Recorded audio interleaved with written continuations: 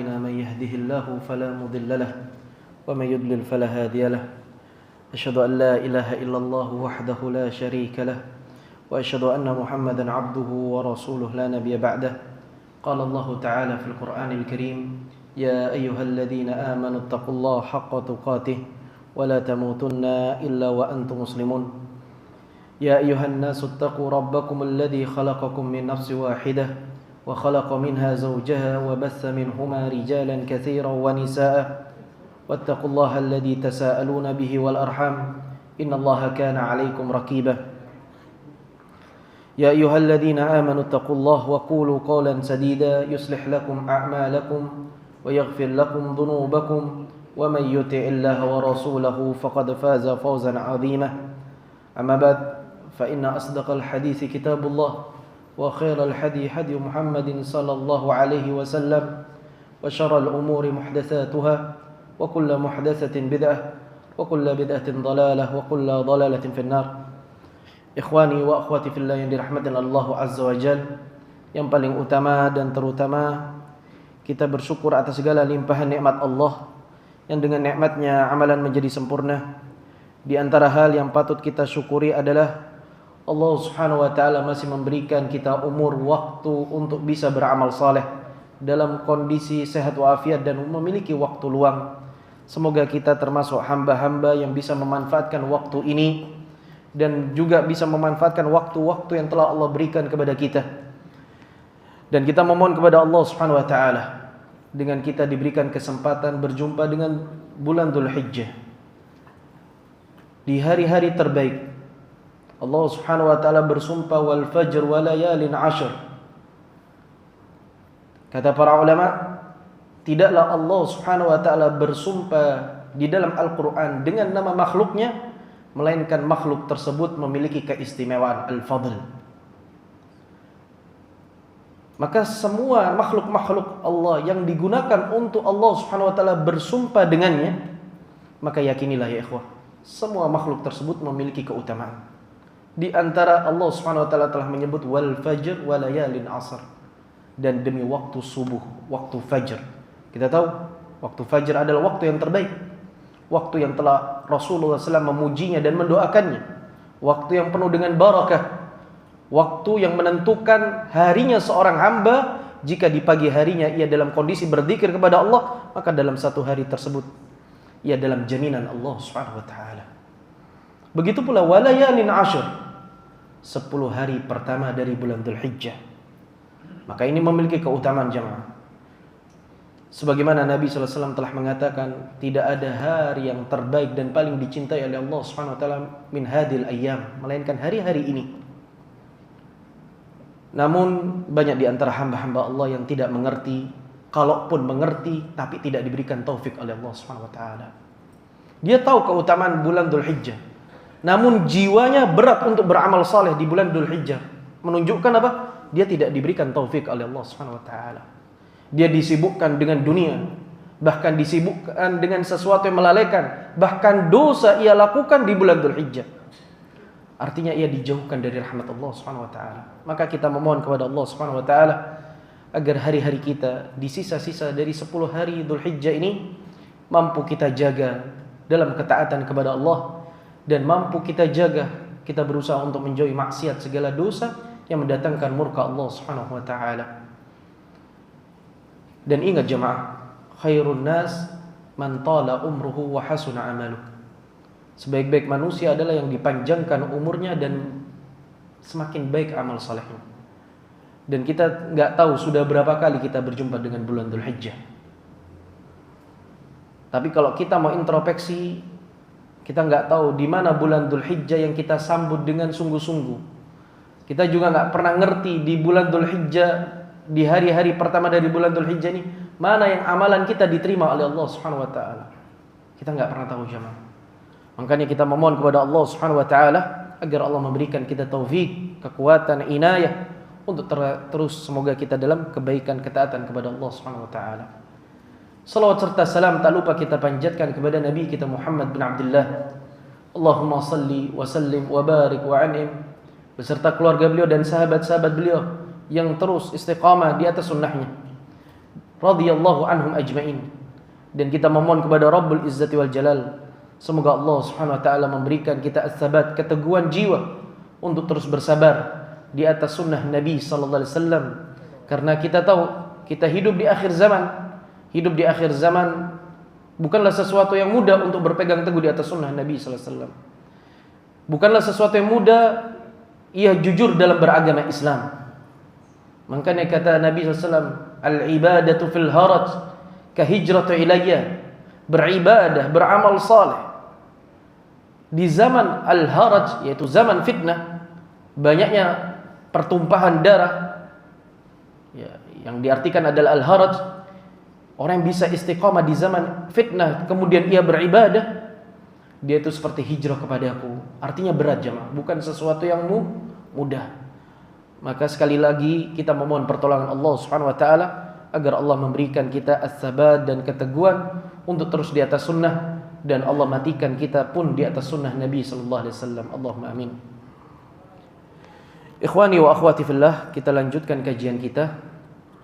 Kajian kitab Kitabul Jami' min Bulughil Maram karangan Al-Imam Ibnu Hajar Al-Asqalani rahimahullah rahmatan wasi'ah, di mana pembahasan kita masuk kepada hadis ke-26 berkaitan dengan akhlak yang buruk yang seharusnya dihindari bagi setiap mukmin dan mukminah, ya, akhlak-akhlak yang tidak terpuji.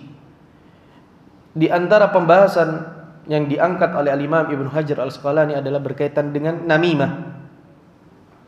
Namimah adalah dosa lisan yang menghancurkan ukhuwah. Dosa lisan yang menghancurkan persaudaraan. Dan ini termasuk dosa-dosa besar, di mana Al-Imam Ibnu Hajar Al-Asqalani membuat judul la yadkhulul jannah qattat. Enggak bakal masuk surga orang yang memiliki sifat namimah atau adu domba.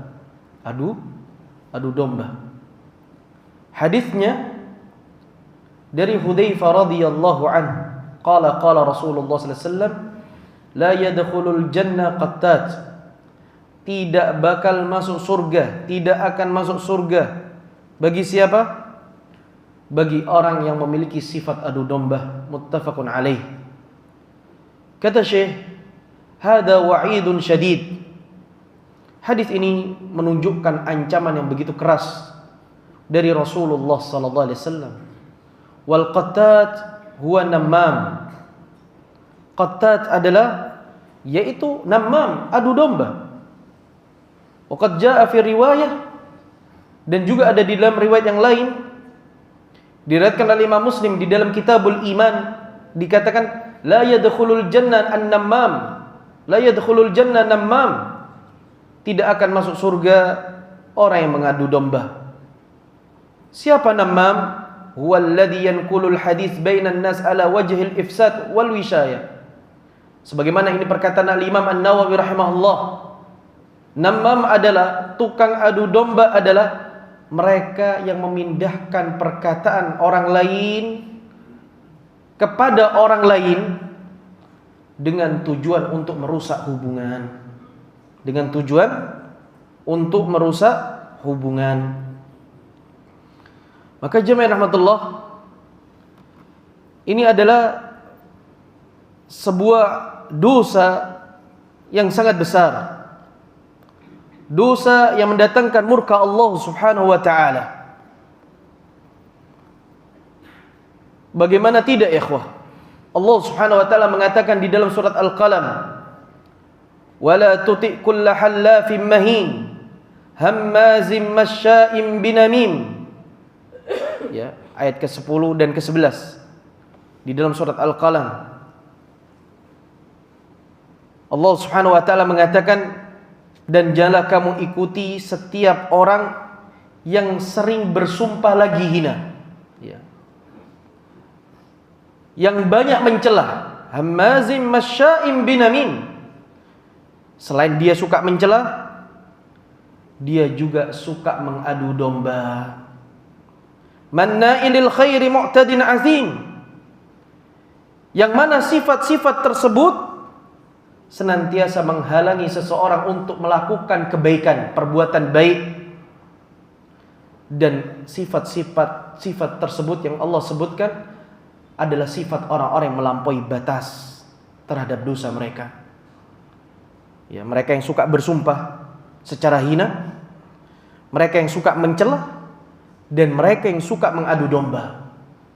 Mereka ini adalah orang-orang yang menghalangi orang lain untuk melakukan kebaikan. Dan mereka juga yang telah melampaui batas dalam perbuatannya dengan dosanya. Dijelaskan oleh para ulama kenapa mereka melampaui batas, jamaah. Sebagaimana penjelasan dari Al-Imam An-Nawawi rahimahullah, orang tukang adu domba ini tujuan mereka adalah al-ifsad, merusak hubungan. Yang hubungan baik-baik aja, yang hubungannya tentram-tentram aja, yang persaudaraan, yang saling mencintai, itu dirusak gara-gara dosa ini, jemaah. Maka ini perkara yang sangat besar di sisi Allah Subhanahu wa taala. Ini perkara yang sangat besar di sisi Allah Subhanahu wa taala. Bagaimana tidak disebabkan dosa ini, yaitu dosa namimah, berapa banyak rumah tangga hancur, suami istri bermusuhan. Kalaupun ia terjadi perceraian, mereka tidak bisa kembali disebabkan apa? Ada orang yang mengadu domba. Padahal di antara suami istri masih memiliki rasa cinta, masih menginginkan rasa kembali untuk berharap membangun rumah tangga, menyusun rumah tangga dari awal lagi, melihat anak-anak mereka. Namun ada orang-orang yang buruk, jemaah. An-namam. Ya. Mereka yang suka adu domba, ya kawan, nggak pernah suka ketika ada saudara yang bersatu karena Allah Subhanahu wa taala. Bagaimana tidak bahaya dosa ini, jemaah? Disebabkan gara-gara namimah, banyak permusuhan antara tali rahim, kakak dan adik. Al-ikhwan, persaudaraan yang satu ibu satu bapak, disebabkan adu domba, mereka bercerai-berai. Bagaimana tidak berbahaya dosa ini, jemaah rahmatullah? Dosa namimah yang menyebabkan perseteruan antara kaum muslimin, saling menumpahkan darah di antara mereka. Iya. Yang satu mengatakan la ilaha illallah, yang satu juga mengatakan la ilaha illallah. Sama-sama rukun Islamnya 5, rukun imannya 6, membaca Al-Quran, salat di barisan kaum muslimin. Tapi disebabkan dosa adu domba, mereka bertikai, bahkan menumpahkan darah satu sama lain. Fana'udzubillah min dzalik. Ini yang menyebabkan ini menjadi dosa yang sangat bahaya, yang seharusnya setiap muslim dan muslimah berhati-hati dalam dosa ini, jamaah. Jamaah rahmatullah, setelah kita mengetahui bahwasannya definisi tentang namimah adalah tujuan mereka untuk merusak hubungan persaudaraan, mengadu domba antara satu orang dengan orang yang lain, atau satu kelompok dengan kelompok yang lain, atau satu keluarga dengan keluarga yang lain. Ya. Maka ini adalah sifat yang buruk, sifat yang tidak terpuji. Kenapa? Karena namimah ini bertentangan dengan tujuan Islam. Kata para ulama, namimah ini bertentangan dengan tujuan Islam. Islam, Allah Subhanahu wa taala mengutus para nabi dan para rasul. Di antara tujuannya setelah tauhid, beribadah kepada Allah Subhanahu wa taala, mereka menyatukan di antara manusia, mempersaudarakan di antara manusia. Maka jemaah rahmatullah, sehingga agama ini menjunjung tinggi yang namanya tauhid dan persatuan. Agama Islam ini menjunjung tinggi yang namanya tauhid dan persatuan. Lihatlah, semua syariat Islam, agama Islam ini menganjurkan segala sesuatu atau perkara-perkara yang dapat menyatukan di antara kaum muslimin. Dari perkara yang paling kecil, mengucapkan salam. Tujuannya apa? Untuk mereka saling bersaudara. Afsus salam bainakum. Saling tolong menolong dalam ketaatan albir wa taqwa. Wa ta'awanu 'alal birri wat taqwa. Tujuannya apa? Untuk mempererat persaudaraan. Di antara pula menebarkan senyuman. Tabassumuka fi wajhi akhika sadaqah. Ya, engkau bermurah senyum di hadapan saudaramu adalah sedekah. Dan itu semuanya ya ikhwah, tujuannya adalah untuk membangun tali persaudaraan. Tahadu tahabu. Berikanlah kalian saling memberikan hadiah, kalian akan saling mencintai. Dan masih banyak lagi amalan-amalan di dalam syariat Islam yang memiliki tujuan untuk mempersaudarakan satu sama lain. Dan ini adalah tujuan Islam. Tujuan diutusnya Nabi dan Rasul selain tauhid adalah mempersaudarakan manusia di atas tauhid. Maka jamaah rahmatullah,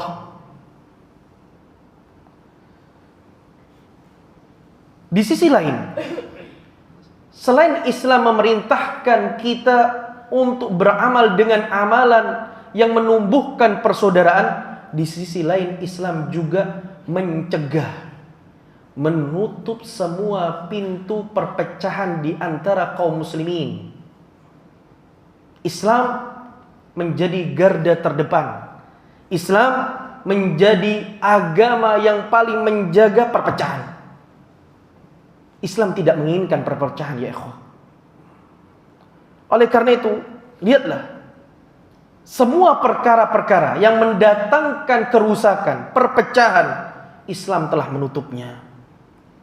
Al-Quran dan Sunnah telah datang untuk menjelaskannya. Seperti contoh, Islam melarang untuk ghibah. Islam melarang untuk ghibah karena dengan ghibah menumbuhkan kebencian. Islam melarang untuk cari-cari kesalahan orang lain. Wala tajassasu, jangan engkau mencari kesalahan orang lain. Kenapa? Kalau kita terus-terusan mencari kesalahan orang lain, tidak ada satupun selamat orang yang memiliki tidak ada satupun orang yang selamat dari kesalahan jemaah. Semua akan memiliki salah.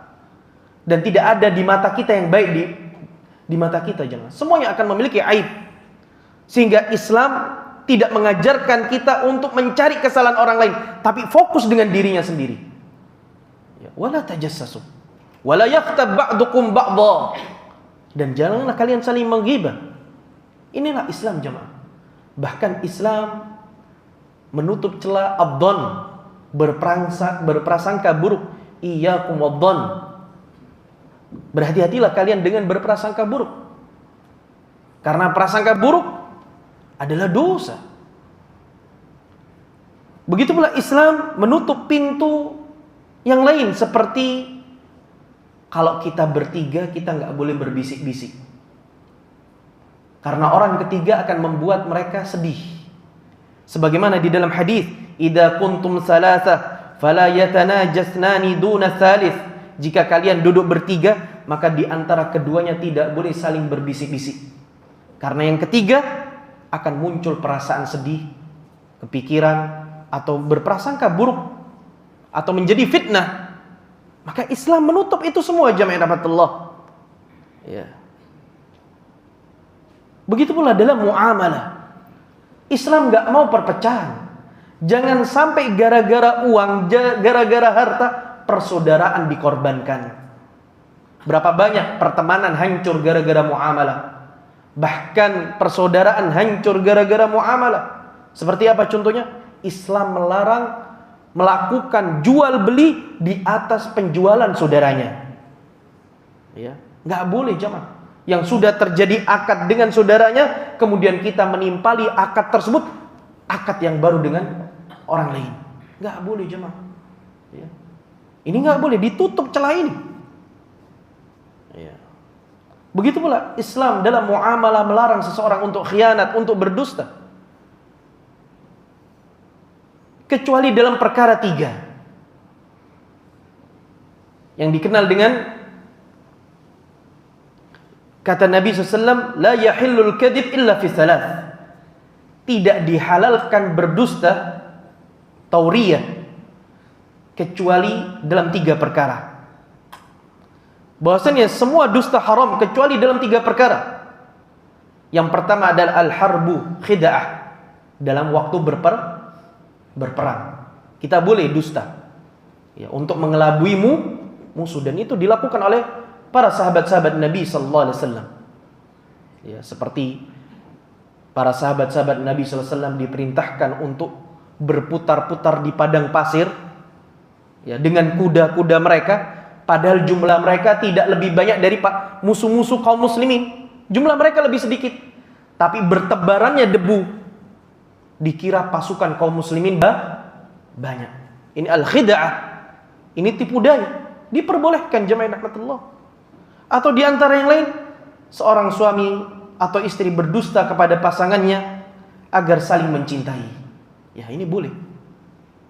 Kayak bilang ketika istri bertanya, "Mas, Bang, aku cantik gak?" Kau paling cantik.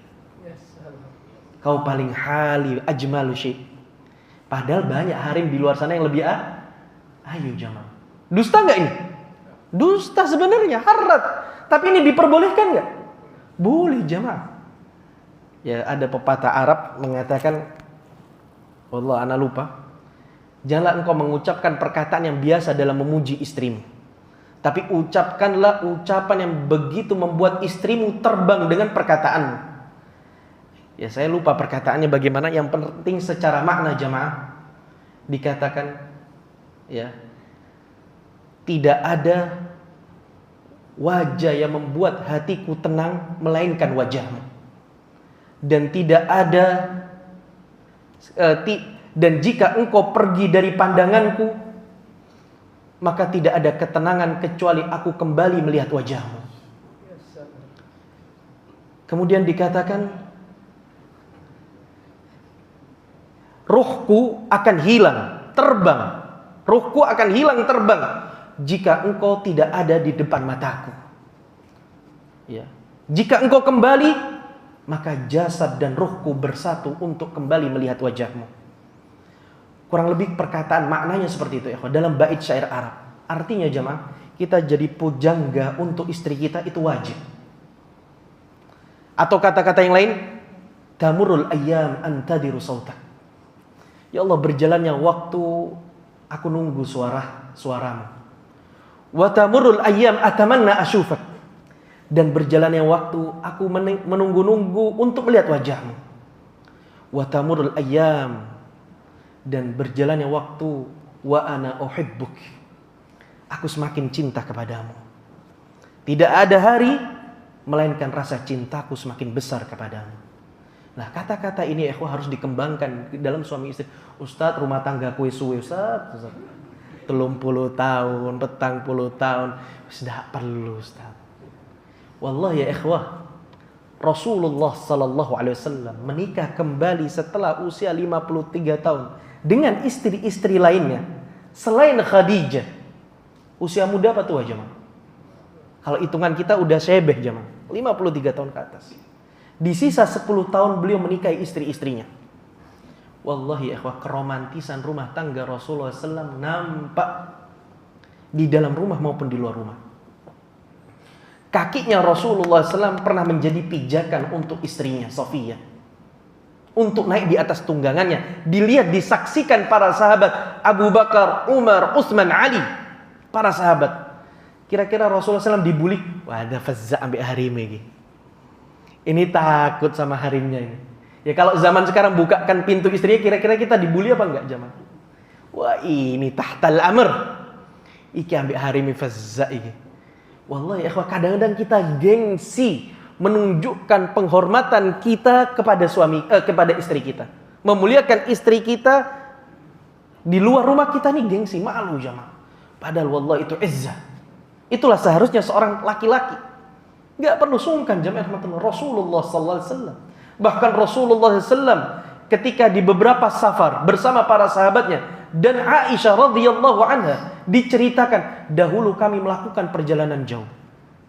Dan ketika itu Rasulullah SAW mengatakan taqaddamu, taqaddamu, majulah kalian ke depan, majulah kalian ke depan. Para sahabatnya disuruh maju. Dan yang tertinggal aku bersama Aisyah. Aku bersama Rasulullah SAW. Kemudian Rasulullah SAW mengajak aku balapan lari. Balapan lari jamaah. Usia berapa? Sebe. Romantis jamaah rahmatullah. Dan Rasulullah SAW suka gigit daging yang menempel di tulang, bekas gigitan istrinya jamaah rahmatullah. Jadi istrinya disuruh gigit dulu daging yang ada di tulang-tulang sisa-sisa itu, kemudian bekasnya digigit oleh Rasulullah SAW. Ya, masya Allah jamaah.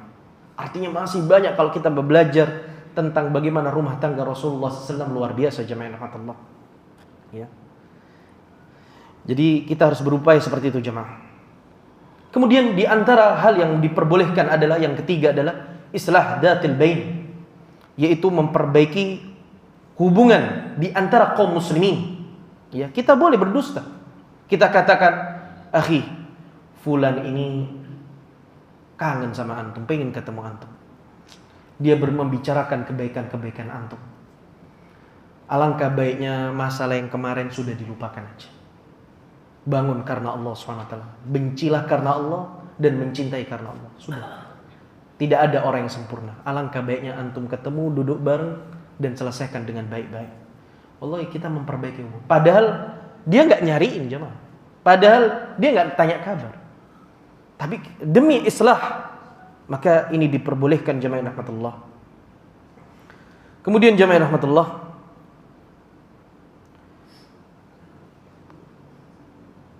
di antara hal yang lain, begitu bahaya perkara namimah. Selain namimah ini menghancurkan tujuan dari Islam, yaitu mempersaudarakan di antara kaum muslimin. Dengan adanya namimah, itu membuat hancurnya hubungan persaudaraan di antara kaum muslimin. Namimah di antara bahayanya adalah menghantam pokok kedua Islam. Iya. Allah Subhanahu wa taala telah mengatakan, innamal mu'minuna ikhwah fa aslihu baina akhwaykum wattaqullaha la'allakum turhamun. Kata Allah Subhanahu wa taala, sesungguhnya orang-orang beriman itu bersaudara, maka damaikanlah di antara saudara kalian yang saling bertikai, dan bertakwalah kepada Allah Subhanahu wa taala agar Allah merahmati kalian. Syekh Muhammad bin Abdul Wahhab di dalam kitab Al-Ushul Sittah mengatakan tauhid dan persaudaraan ini adalah pokok kedua Islam. Ya. Maka syaitan tidak pernah ridha bagi seorang hamba yang mentauhidkan Allah. Dia berupaya syaitan, di antara misi syaitan bagaimana menyesatkan hamba-hamba Allah untuk terjatuh kepada kesyirikan. Ya.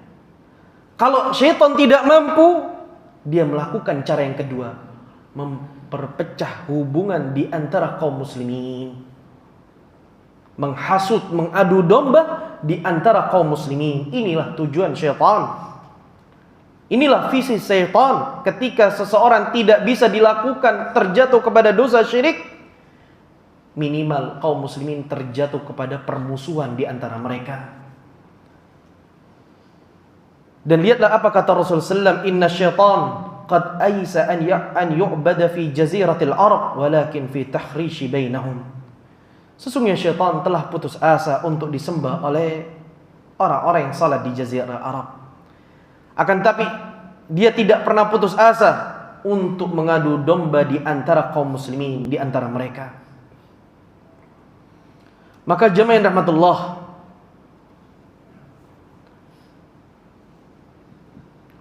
orang-orang di jazirah Arab, mereka semua jemaah rahmatullah, sebagian mereka tidak melakukan kesyirikan. Namun di antara mereka mudah dan rapuh untuk diadu domba. Sehingga ini tipu daya dan jalannya syaitan. Kalau tidak bisa diajak kesyirikan, mereka diadu domba. Lihatlah, syaitan telah mengadu domba anak Nabi Adam alaihissalam antara Qabil dan Habil, sehingga akhirnya di antara mereka saling berseteru. Mereka menumpahkan darah saudaranya. Dan syirik baru terjadi setelah rentang waktu yang cukup panjang, setelah zaman Nabi Adam sampai zaman Nabi Nuh, baru di situ terjatuhnya kesyirikan jamaah rahmatullah. Generasi Nabi Nuh dari kaum Ad, kaum Tsamud, ya, dan seterusnya jamaah. Disitulah baru muncul kesyirikan. Namun awal mulanya apa? Adu domba. Awal mulanya adalah adu domba. Lihatlah Nabi Yusuf alaihissalam. Syaitan mengganggu persaudaraan di antara mereka, antara Nabi Yusuf dan saudara-saudaranya dengan apa? Adu domba. Tipu daya syaitan dengan namimah. Yang mana Nabi Yusuf alaihissalam ketika ia bermimpi dengan mimpi yang baik, ayahnya Nabi Yakub alaihissalam memerintahkan, jangan engkau ceritakan mimpimu kepada saudara-saudaramu. Karena apa yang ditakutkan? Mereka akan cemburu, mereka akan hasad, mereka akan iri. Dan ini dalil jamaah bahwasanya Islam mengajarkan kita tidak semua nikmat harus diceritakan kepada seseorang. Naam, betul sebagian nikmat Allah tuh suka ditampakkan. Iya betul, nikmat itu boleh diceritakan. Namun di situ ada penjelasan Al-Imam An-Nawawi rahimahullah, kita boleh menceritakan nikmat kita, namun perlu digarisbawahi, tidak semua orang harus tahu jemaah. Tidak semua orang harus tahu. Karena kita tidak bisa menjamin mata siapa yang tidak iri ketika melihat nikmat orang lain. Siapa yang menjamin? Oh fulan gak iri, oh fulan iri. Siapa yang menjamin ya? Kita gak ada yang tahu. Mata siapa yang hasad? Kita gak ada yang tahu. Makanya kita diperintahkan untuk berlindung kepada Allah Subhanahu wa taala dari ainul hasad.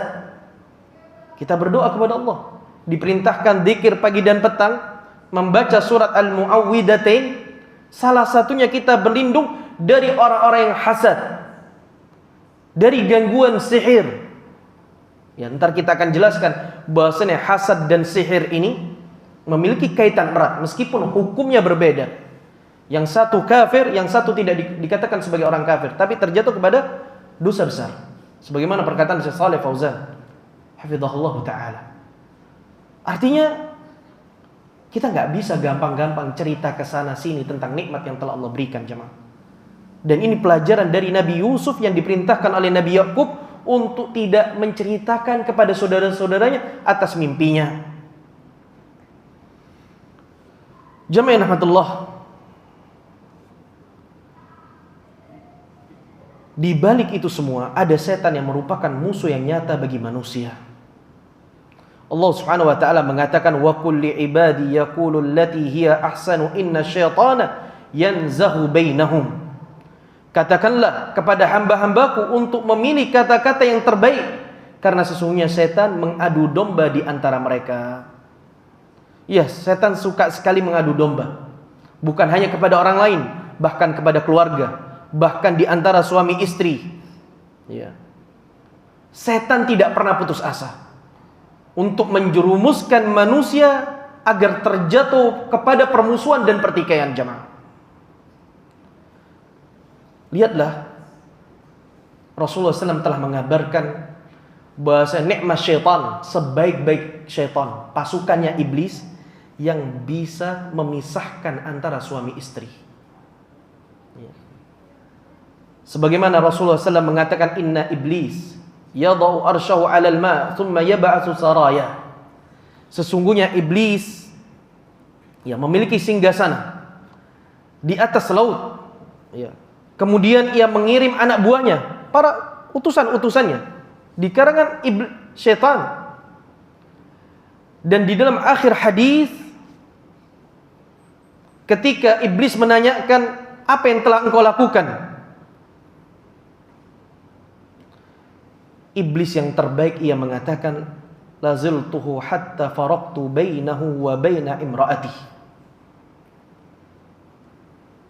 Saya terus berusaha, wahai iblis, untuk mengganggu dan menggoda antara hubungan suami istri sampai mereka cerai-berai. Maka apa kata iblis? Ni'ma ant.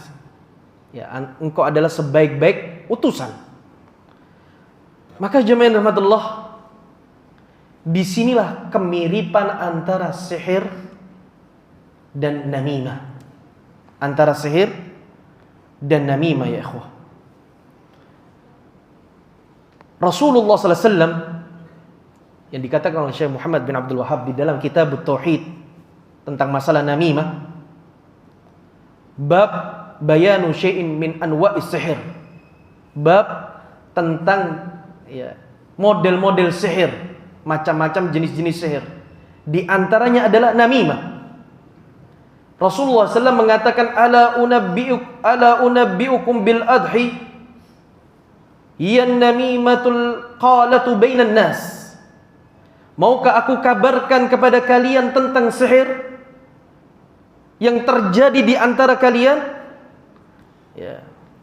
Yaitu yang dimaksud di sini adalah hiyan namimah. Di antaranya adalah namimah.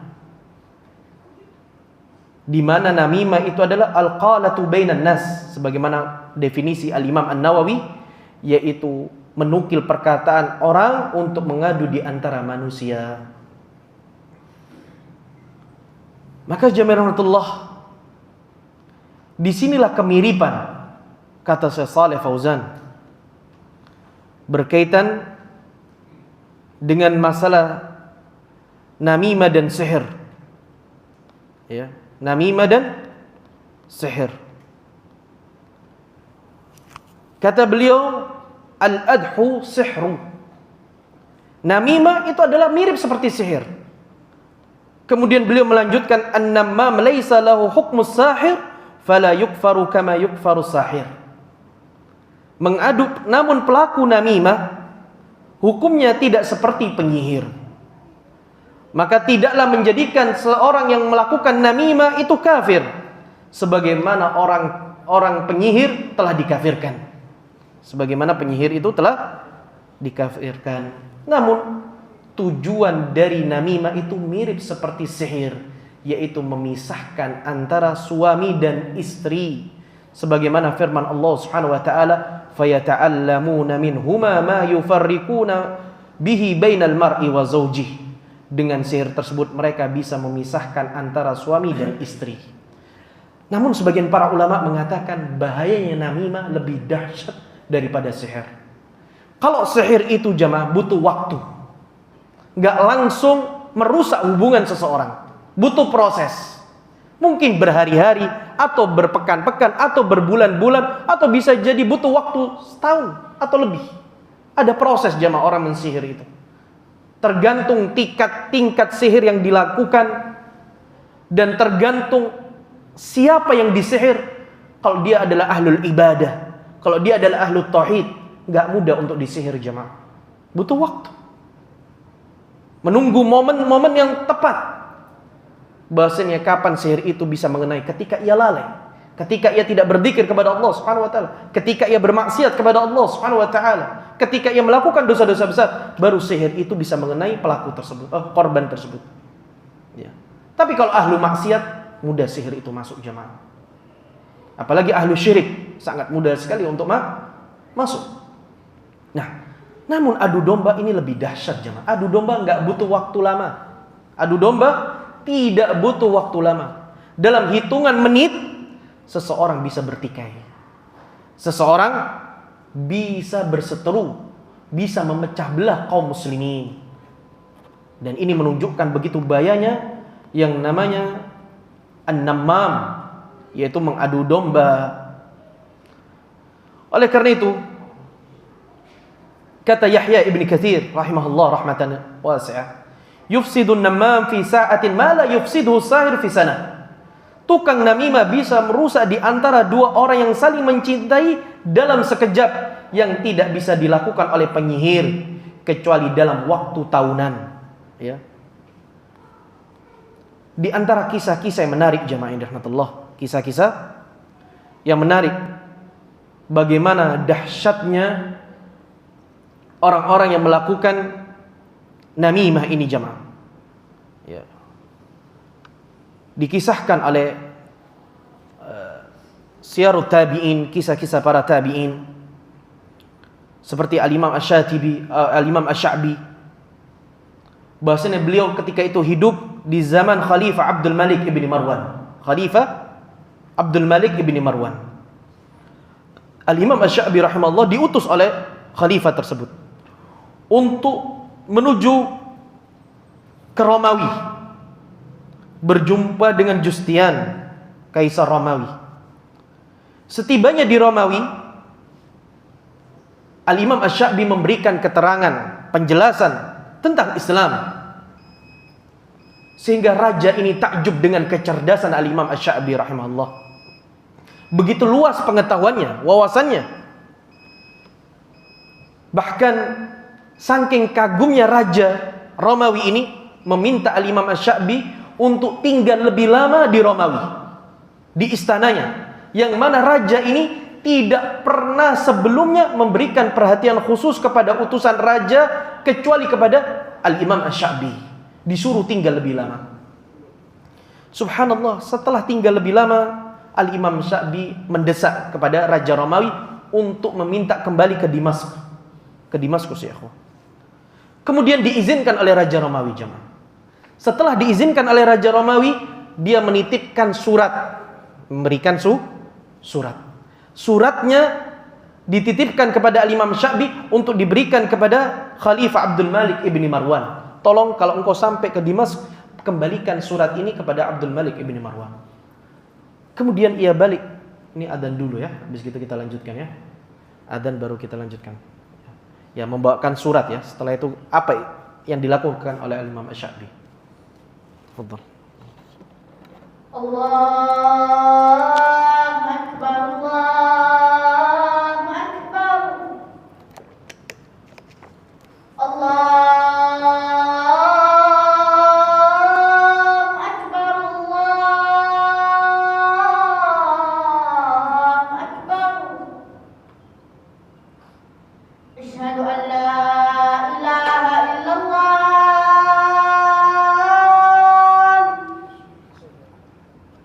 Asyhadu an la ilaha illallah.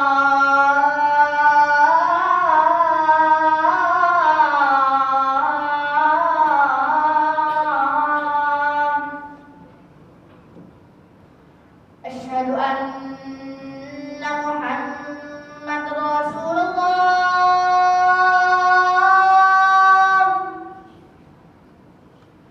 Asyhadu anna Muhammad Rasulullah.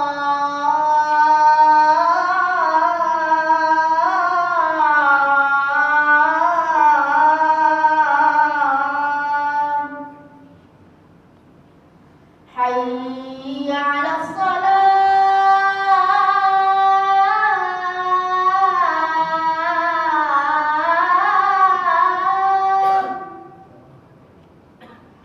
Hayya 'alas salat. Hayya 'alal falah.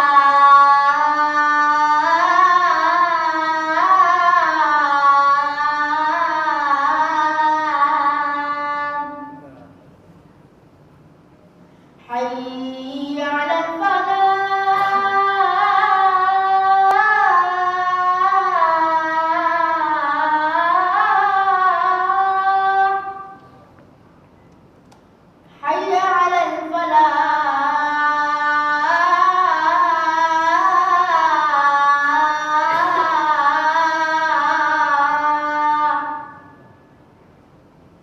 Allahu Akbar, Allahu Akbar.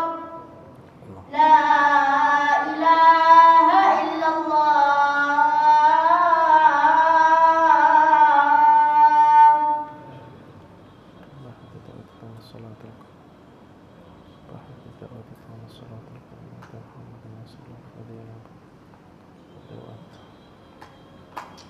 Allahumma shalli wa sallim ala Muhammad. Kita lanjutkan sedikit ya akhwah.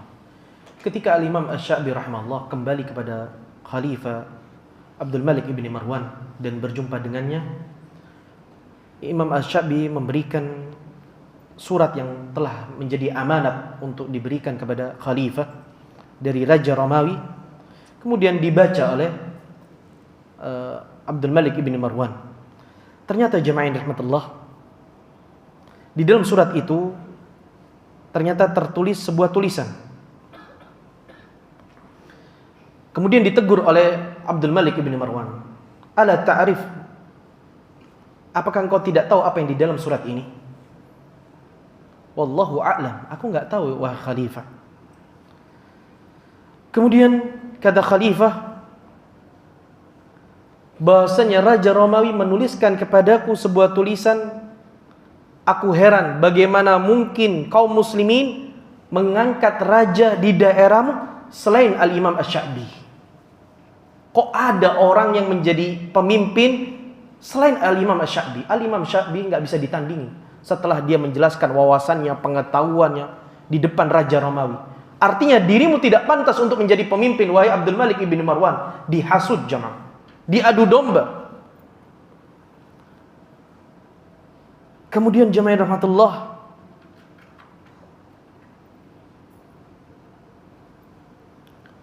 kata khalifah ini tidak terprovokasi.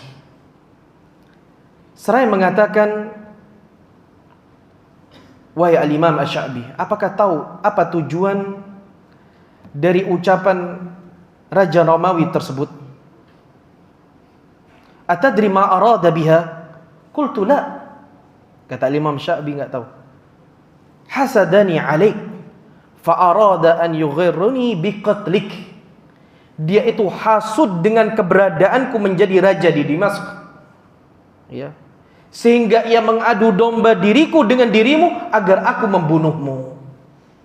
Ya, subhanallah ya ikhwah. Maka ini yang terjadi di tengah-tengah kaum muslimin. Di tengah-tengah kaum muslimin, di antara adu domba yang telah menyebar di mana-mana adalah salah satu yang tidak disadari adalah membicarakan keburukan pemimpin di tengah-tengah halayak umum. Membicarakan keburukan pemimpin di halayak umum. Padahal keburukan pemimpin tidak kita bicarakan pun di majelis-majelis, di masjid-masjid. Semua orang bisa mengetahuinya jemaah. Maka apa faedah, apa manfaat ketika kita berbicara tentang keburukan pemimpin jemaah? Melainkan ini adalah namimah, bagian dari namimah, adu domba antara pemimpin dan rakyatnya. Yuridul ifsad, ingin merusak hubungan negara ini jemaah rahmatullah. Kalau seandainya pemimpin memiliki keburukan jemaah, wallah akidah Ahlus Sunnah wal Jamaah telah memiliki aturan yang telah ditetapkan oleh Allah dan Rasulnya. Man arada an yansaha lidhi sultan fala yubdihi alaniyah walakin ya'khud biyadihi fayakhlu bih. Ini udah paten, pakem, gak bisa diganggu gugat. Apapun keadaannya, seperti apapun pemimpinnya. Wallah kita harus sabar jamaah. Jangan mengadu domba antara keburukan pemimpin dan rakyat. Jangan berbicara jamaah. Wallah di tempat tongkrongan-tongkrongan berbicara tentang aib pemimpin. Di majelis-majelis ilmu berbicara tentang aib-aib pemimpin. Wallah ini apa? Manfaat wallah. Ini enggak bermanfaat jemaah rahmatullah. Padahal Rasulullah SAW mengatakan barang siapa yang ingin menasihati penguasa, maka tidak boleh kita menasihati secara terang-terangan.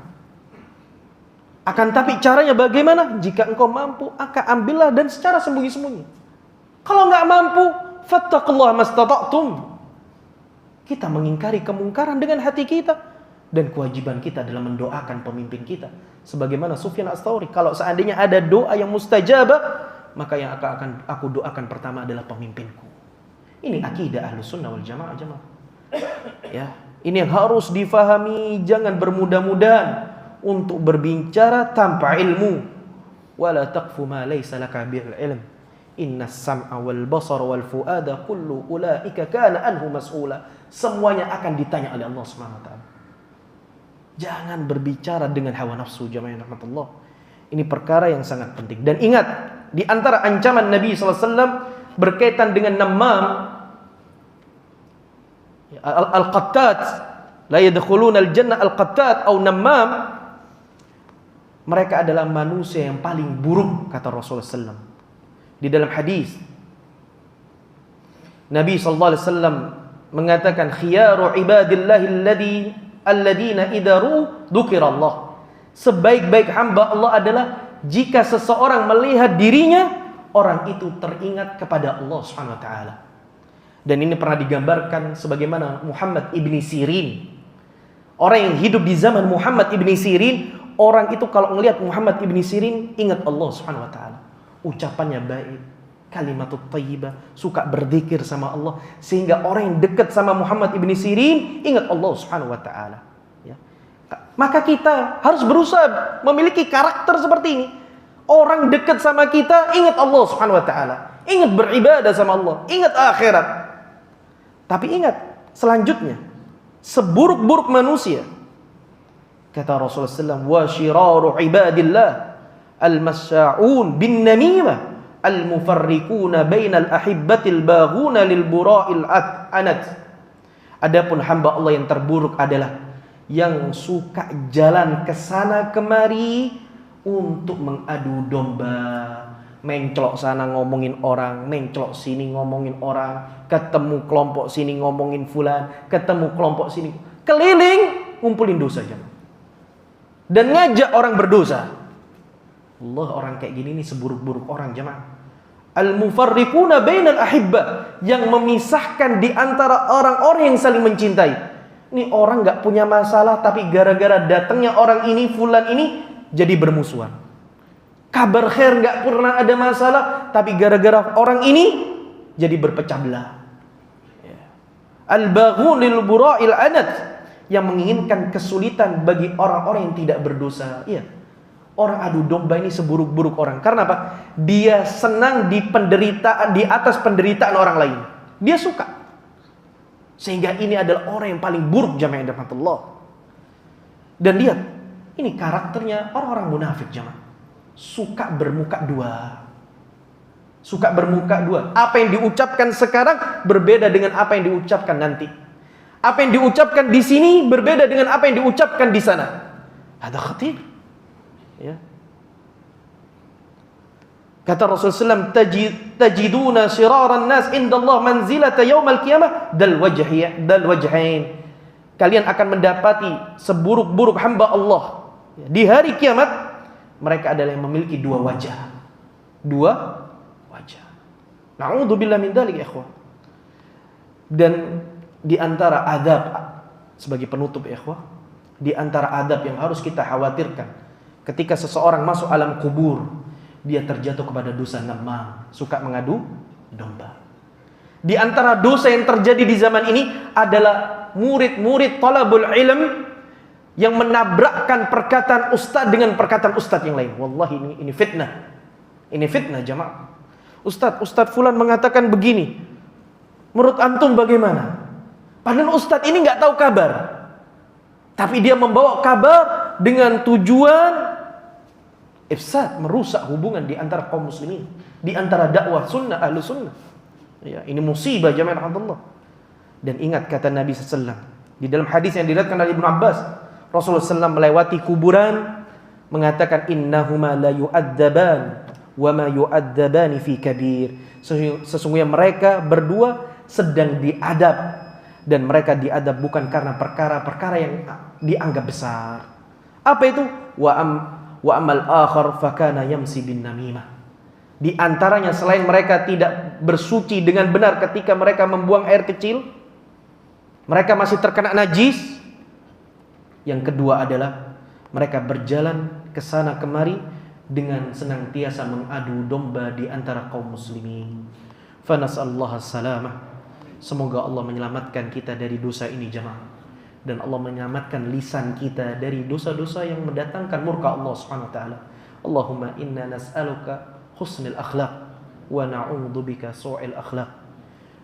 Wallahu a'lam shawab. Mungkin ini bisa saya sampaikan, kurang lebihnya kita mohon maaf. Kebenaran hanya milik Allah Subhanahu wa taala. Subhanaka wa bihamdika asyhadu an la ilaha illa anta astaghfiruka wa atubu ilaik. Assalamualaikum warahmatullahi wabarakatuh. Waktu mungkin ntar.